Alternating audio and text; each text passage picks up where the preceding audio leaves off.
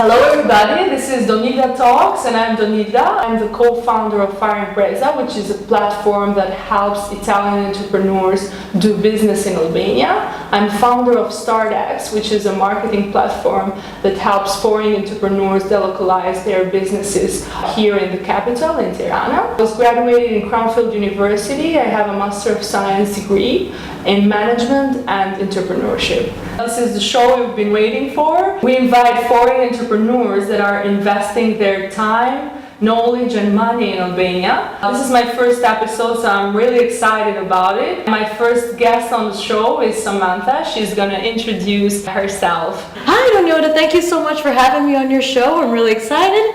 My name is Samantha Mathews and I've been living in Albania since last August. I'm originally from San Francisco, California. And I'm an author of a sci-fi book, and I also have my own business called 25 Minute English, where I pretty much teach English, IELTS exam, TOEFL exam, and business English to people from all over the world. Thank you, Samantha. Thank you for coming today. So, Samia, how is it living in Albania? How do you find it? Well, the weather is amazing. I'm from California, so as you know, we have a lot of sun. We have very mild winters. And I'm from San Francisco, which is a little bit colder than the rest of California. But the weather here is very similar. There's palm trees everywhere. There's lots of sun. And so I felt really comfortable down here because of the weather specifically. Adjusting to living down here has been a little bit of a challenge, especially, not knowing the language right away and still having to go to the grocery stores and the markets and trying to communicate with people. Have you learned some Albanian, Oh yes, of course. I can say Sakurston, blah, blah, blah. How much is this? That's the most important thing. Yes, basically, I want a cappuccino. I can say the basic stuff in Albanian. But thankfully, most of the young people here speak English, and if not, they speak Italian, and I speak enough Italian as I was teaching a TOEFL course in Italy for 6 weeks, and I learned Italian that quickly.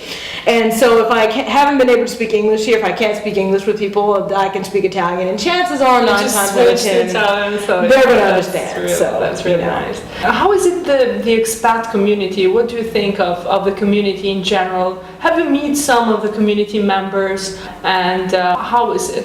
The expat community in Tirana, I would say, is pretty good. I started a Facebook group called Tirana Social, and we've been having some weekly meetings, and everybody has been coming. There's been some, some Americans, some Italians, some Turkish people, but very few Albanians. I would love the group to grow a little bit more with more local Albanians that come and want to meet some expats, so we can kind of network and talk about what's happening in the city and maybe kind of do some collaborations together. It would be great. Which of the book you have read has changed your life forever? A book that really impacted you?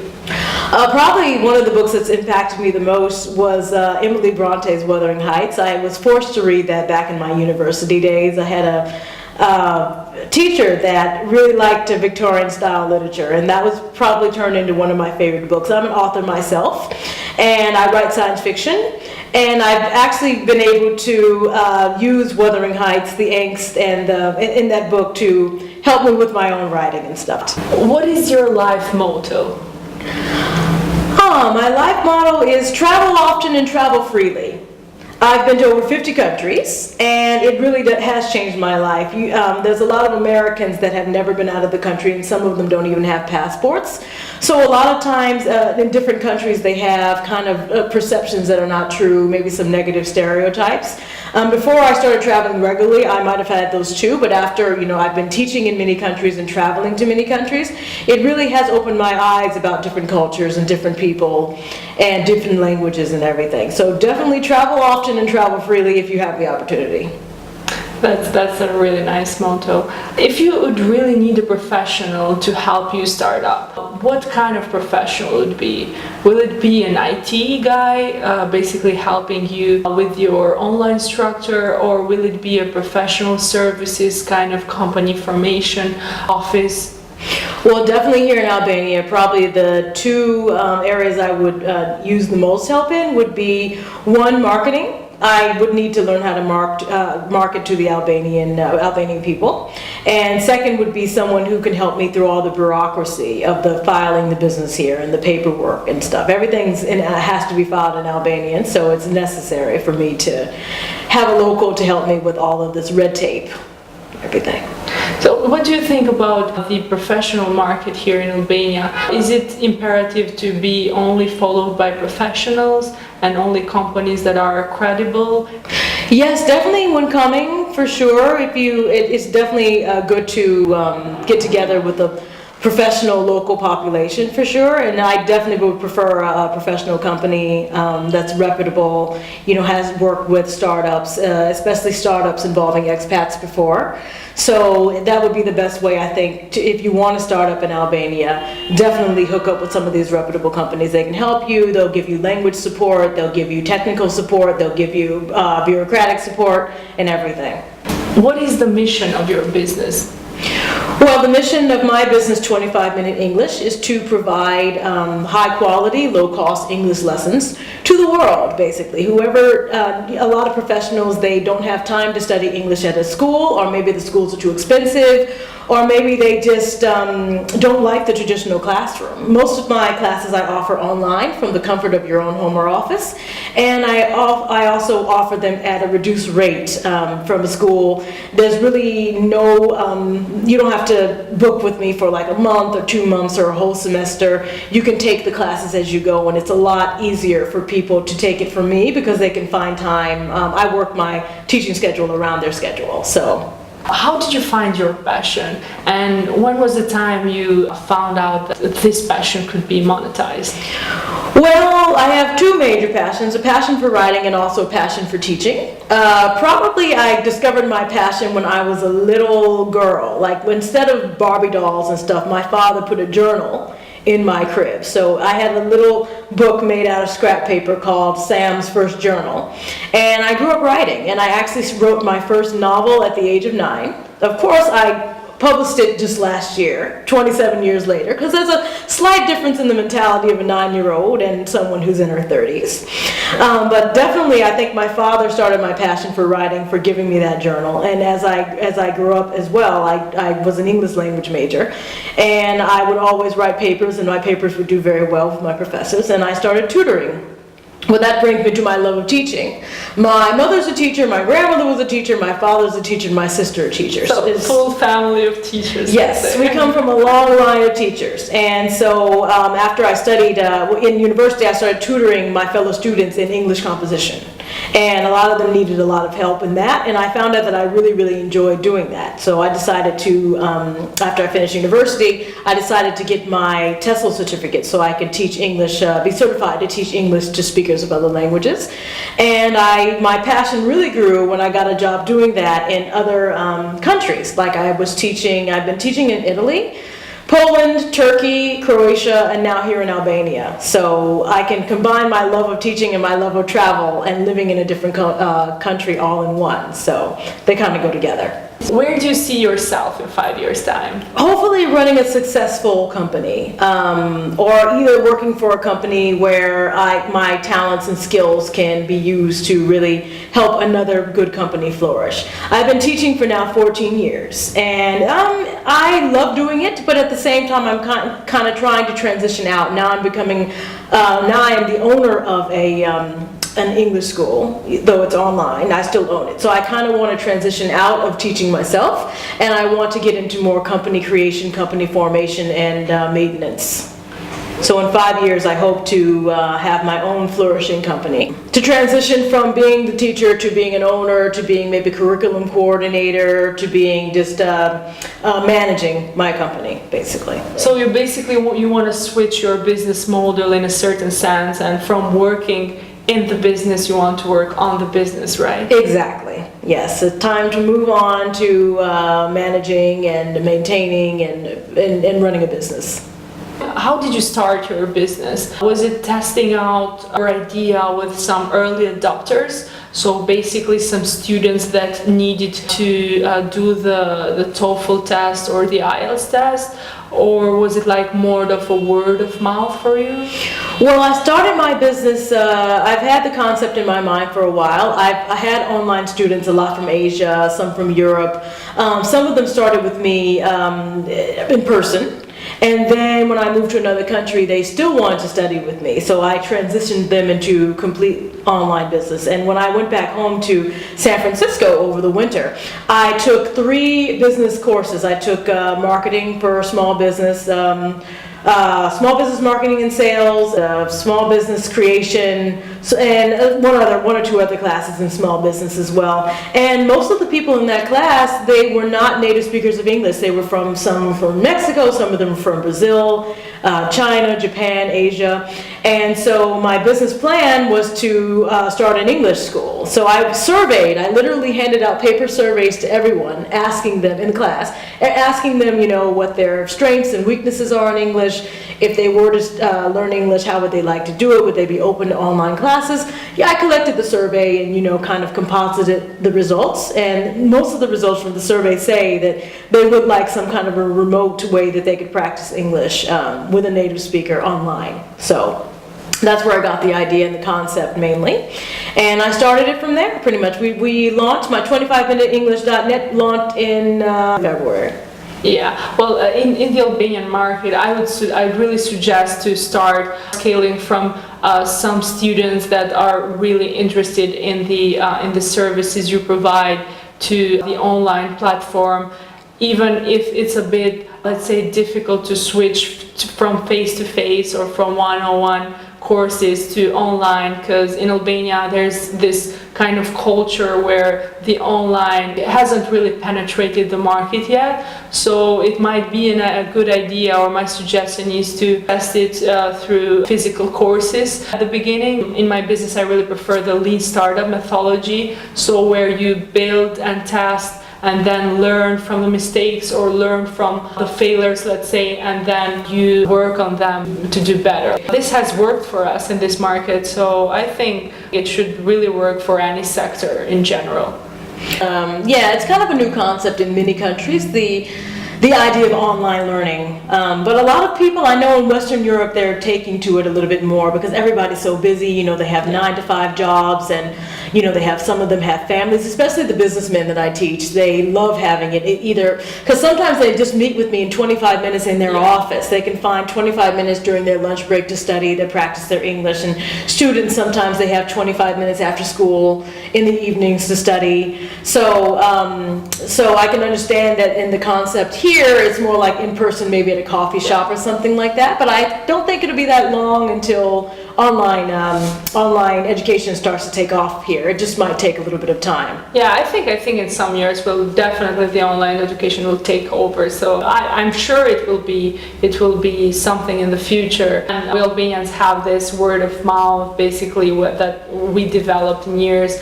And if I liked you and I liked your courses and they helped me to get, let's say, a 6 on IELTS, I really suggest it to other friends that might need that kind of certification. So yeah, that's it. Well, great. Much. So do you have a vision board? Do you believe in the law of attraction? Because I feel like what we say to the universe, it comes back.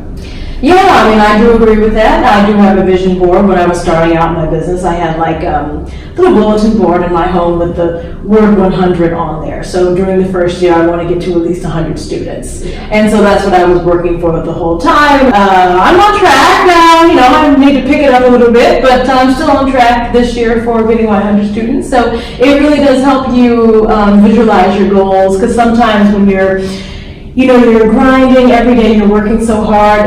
You go to sleep exhausted, and then you wake up and then you don't realize what you're working for. So having that visual aid right in front of you saying, okay, this is what I'm working for, this is what I get up for every morning, really does help.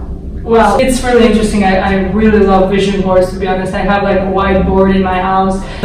6 years ago, with my partner, we made this vision board where we put some pictures. It was a picture of our apartment that we own right now, and it was some pictures of some foreign investors, basically, that we helped. 2 of them, like when we started, and we put a number in there that was, we want to help 250 Italian entrepreneurs in Albania. We are 6 years from now, and we made it, and I think we visualized everything we wanted to reach, and we really reached that objectives that's why I like vision boards, and that's why I believe in attraction. What do you think are some of the personality traits that an entrepreneur should have today in order to be successful?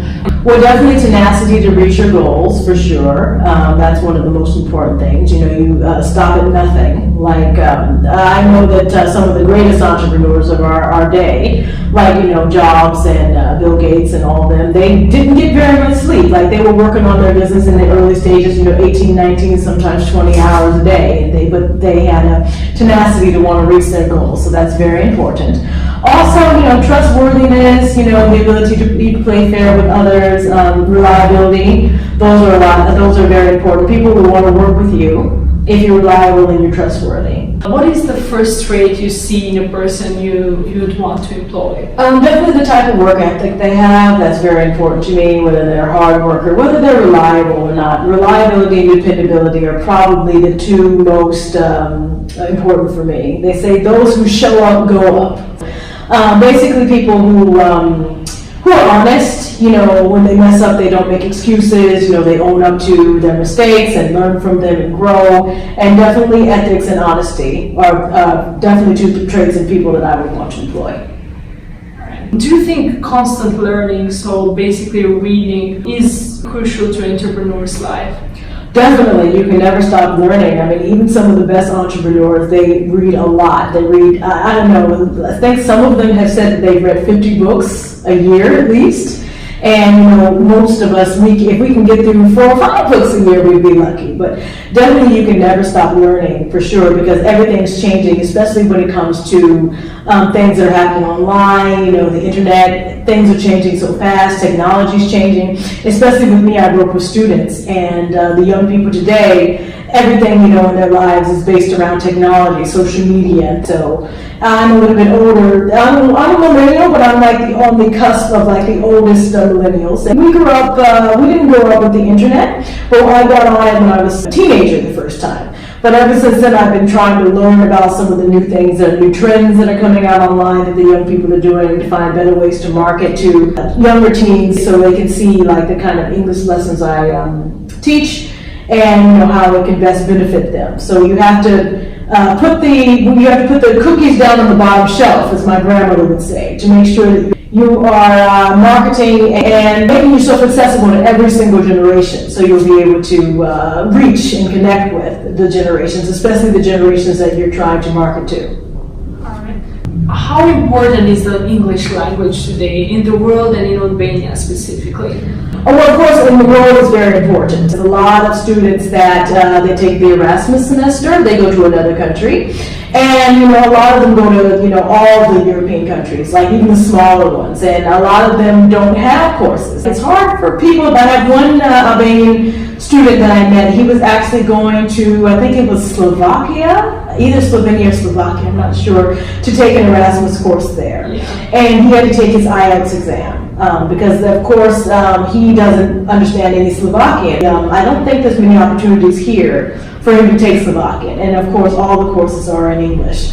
So I think in Europe in general is very important, and in Albania especially, a lot of Albanians now, they want to work in other places. They're trying to study in other countries, and as I said, a lot of times they don't have the opportunity to learn the language of the country that they want to work in. Most of the times their studies are in English, so it's important for them to learn English if they want to be able to function well in other countries. How about Albanians that are working here for foreign companies, for mostly American companies? Do you think it's really crucial for them to learn the language and to mostly learn the writing section, so to be perfect in the writing section? Well, I mean, no one is, even Americans ourselves, we're not perfect at, you know, writing and even speaking sometimes, but to be proficient, we can say. Maybe to pass, you know, an exam like TOEFL or IELTS at like a 6 point or higher. That's not a perfect, you know, perfect English score, but that's enough to be functional. So I think it's important enough to be functional. And business in Albania is a necessity, I think, for Albanians to know English. Why do you think it's important to invest your money, knowledge, and time in Albania? Well, it's important because, for one thing, I love the Albanian people and the Albanian culture. And I know that they're just now kind of on the cusp of, really kind of going internationally and entering the globalized world. And I know that your history and the education system now is only getting to the point where, it's getting ready to compete with Europe and the rest of the world. So I think it's a good time now to invest in Albania because there's a lot of necessity for education especially, and a lot of needs for startups in this country for sure. There's not a lot of startups so far, and if they want to compete globally, it's important for them to, kind of catch up with the rest of, maybe with Western Europe a little bit more when it comes to startups and education and languages. And thank you for being with us. It was a pleasure to do this interview with you. Thank you guys for being with us, and please don't forget to subscribe below because we do a startup video where we invite a startup every week, so that would be great if you guys would subscribe and follow. Thank you very much.